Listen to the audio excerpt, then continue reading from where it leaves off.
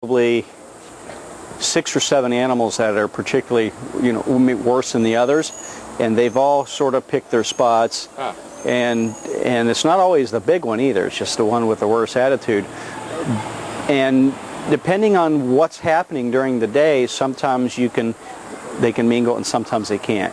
Usually, it's of course seasonal, has a lot to do with it. Time of year, right? But I mean, even right now, we're past nesting season. We have the biggest problem we have right now is 1 or 2 dominant males that pick their spots. One in that corner, one in the middle of the pool, and one on the other side. And then we have these females that still have this nest guarding thing going on, where even though I've disassembled those nests and taken all the eggs and all that, they still get pretty defensive. But other than that, especially when we're going in there 3 different times a day for food, 2 different other alligator-related shows, we go in there, and that kind of throws off their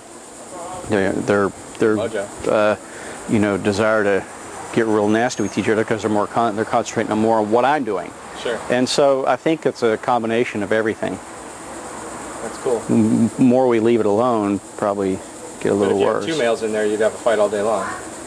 Well, in a smaller enclosure, sure. Good thing about some of these big enclosures, we can throw down enough visual barriers and everything but you will definitely have one that doesn't feel as good as the other, because he's too worried about if he swims over here, he's going to get whipped,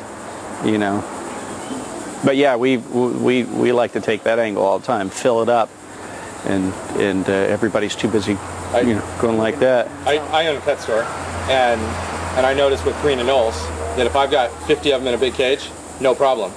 But as soon as I start selling down and getting down to like 6 or 8 or 10, now I've got fights all over the cage, and they're running around the glass and beating each other up. And see, I've tried to explain that to people that they watch you have alligators fight, and it'll take like 2 or 3 seconds. You may see a little blood, but usually you just hear this banging, and it almost shakes the ground, and then it's done.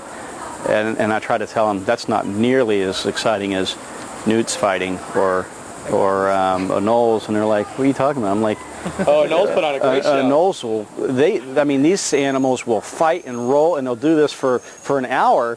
I said, the only thing is they're only this big, and they're not shaking the ground. Now, if you blow that up on an IMAX and play dramatic music, and look at frogs and toads.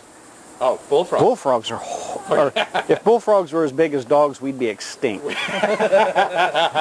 but nobody pays attention to them because they're all just fighting on a little scale down here.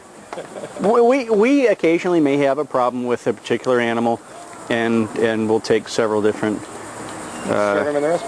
strategies for that. Last case would be to move it to another enclosure, but that doesn't happen very often. Usually I'll go in there, if I've got one that's really picking on somebody and he's picked his spot, I'll go in there and try to assert myself and just aggravate the heck out of him and make it my spot. You're off a dog. Yeah. Wow, that's cool. And that sometimes works. You got to be real careful with that, because he can go vent somewhere else, and you could potentially make it worse. But so far that hasn't happened. Usually when I've done that, I've noticed the animal hanging out in a different area. But at the same time, I don't want to push him into somebody else's area and then him getting whipped. Cause another war, yeah. Yeah. So, but most problems seem to work themselves out. You know what? It's just a lot more people than it is for a 12-foot animal. And not boastful. I've seen about everything you can imagine from crocodilians in captivity, other than eating people in the wild and stuff, and dealt with all kinds of situations, and I hadn't seen one this size that is he walking on sand stuff, and people tend to make him too heavy in captivity, so it's hard to really diet an animal like that. But when he's bursting out of the water, and when he bends his body like a 8 or 9 foot animal with that speed and just he's so limber. And you can watch I've watched big crocodiles and big alligators that kind of lumber around, and he moves like an 8 or 9 foot animal.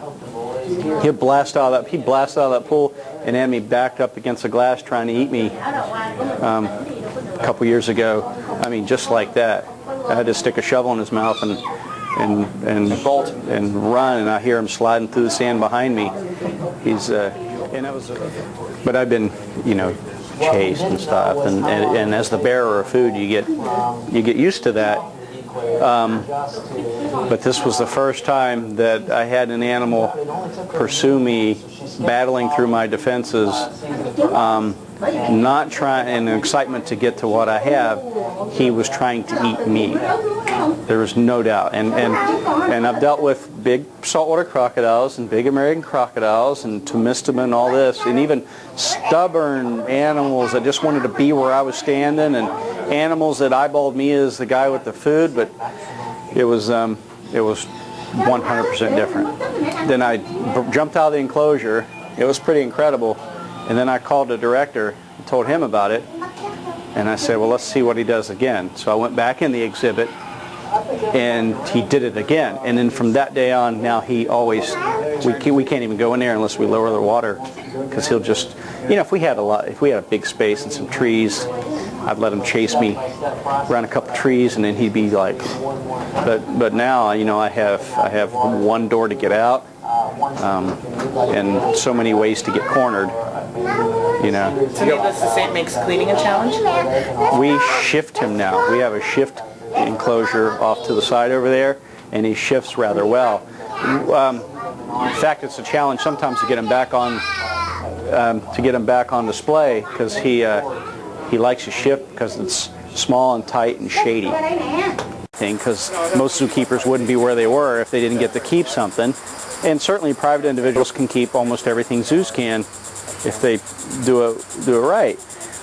But I did tell them, I'm like, if you get a little alligator or a little caiman, and once it gets about this big, you've had it for at least a couple years, the novelty wears off and it becomes a job. And unless you really are able to provide for this animal when it's this big, you're going to want to get rid of it, and then it's the same problem that we have to deal with all the time. And then of course I told him about monitor lizards, sort of a land crocodile, that if you like all the crocodile stuff, you can get that in a lizard, and it's certainly a lot easier to take care of and manage. And then that was it, and they thought, well, glad rest, we won't bother with it then.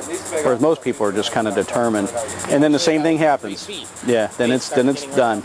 That's when they start learning what they are and acting like alligators. Yeah, and we refuse people now. What happens is they'll end up at Columbus Zoo or whatever, and then they come south and they go straight to a commercial facility, if that, and they're just destroyed. There's nothing to do with them. You guys have one of the largest blood databases, which got us started in keeping ours up north too. Unless he works at a company that has with the largest research background on the blood. Yeah, and David's pretty much, I mean, he's had to stop telling people, yes, we'll take your crocodilian.